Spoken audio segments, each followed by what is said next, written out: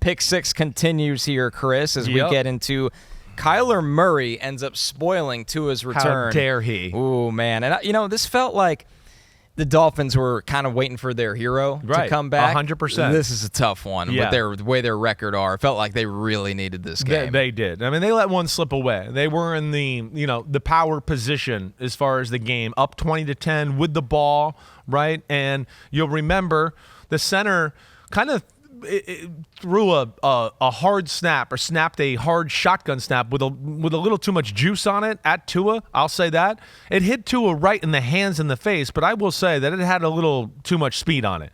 And it was hard for Tua to control it. The ball popped in the air. He had to knock it out of the back of the end zone for the safety, and the game was never the same after that. That really was a turning point of the football game, let alone could Miami maybe have been up a little bit more by that early on? Were they a little conservative? Was Tua maybe not as willing to hang in the pocket and throw the ball or just wait a split second longer to throw the ball down the field? Yeah, certainly, but I would expect that. I mean, again, it's his first game back. He's a little rusty, and in his head he's going, don't get hit hard or this might be the end of my career. And you definitely saw some of that aspect in his game, and it also begs me to wonder, what is it going to look like when they're up in Buffalo this week and it's loud as hell and the pocket is collapsing, right? The first thing you watch about the football game, Connor, is it felt like they made a conscious effort to get the ball out of his hands. I mean, I'm going to say 10 out of the first 12 throws of the football game, for the most part, are behind the line of scrimmage or a yard or two down the field.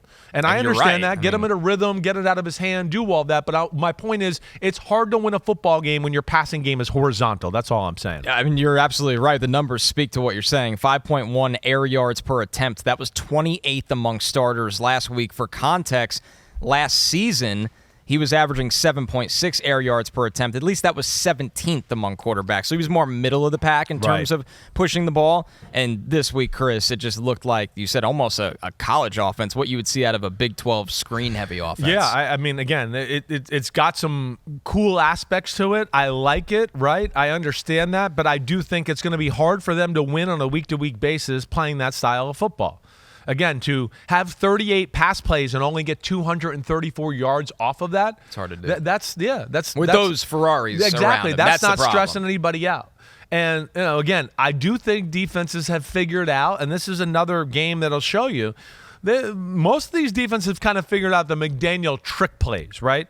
So there's got to be something else to the offense. It can't just be, cool screen to Tyreek, cool swing pass to Mozart, cool swing or screen to Achane, behind the back, forward lateral shovel pass. Right. All those are cool, but those need to be in between plays. See, they're kind of hoping those plays bust open and are their big plays. And I'm going, no.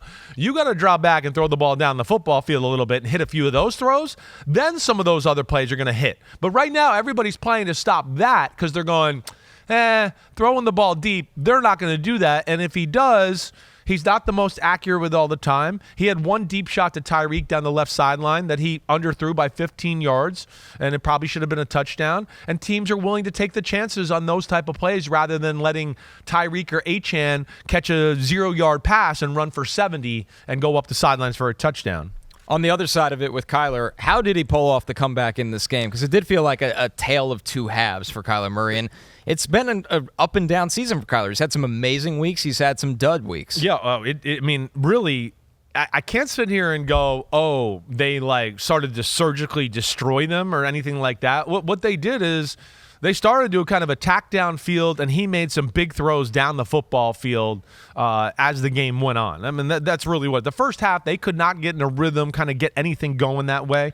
But, as the game goes, this is the problem with Miami a little bit. Miami can't rush the passer with 4 real well. They got a blitz. Right. Miami's defense statistically is up there. It's number 6 in football. I'm not sure it's really the 6th-ranked defense in football. I would say they've played some really poor offenses that have enhanced that a little bit, if you look at it, right? So that is one area I look at them to go, they're good there, but how good are they? And the fact that when it is a big moment and they feel like they need to get pressure on the quarterback, they almost have to blitz, and they don't have the type of corners in secondary that is like, they can man people up and stop them in blitz situations. That's not what they are. So that's where I worry about them a little bit on that side. But really, I think when I looked at it, like, I can't say there was anything schematically that I looked at other than that they picked up the blitz a little bit better. He burned them on the blitz a few times. I think that backed them off. And they kind of just found a group of plays that kind of got things going and jump-started their offense that way. And the one thing I'll say about Arizona is they stay patient with the run, too. Even though they're running for 2 and 3 yards, they don't care. They stay with it just so they can hit Trey McBride off a little play-action fake down the middle, or Marvin Harrison, or whatever it may be. And that was the big thing. But Kyler Murray played really, really damn good. As we showed you, the Dolphins were blitzing over 57% of the time in the first half. They dialed that down to about 30% in the second half. It feels like they might have got beat a few times, and then they just cranked it all the way down too much. I think it was a little bit of that, and they were going, wait, we're up. We have control. Why leave us? Don't get burned, exposed. Let's not blitz everybody, and he gets around the edge and runs for 60. Which he's done to teams. Or, he gets around the edge and sets up, and now it's like, oh, shit, we all out blitzed, and our guy has no help, and it's Marvin Harrison's 40 yards downfield. I think there's a little bit of both there, but let me just, this part here. Second half, definitely better than the first half, but nothing was easy. Like, nothing.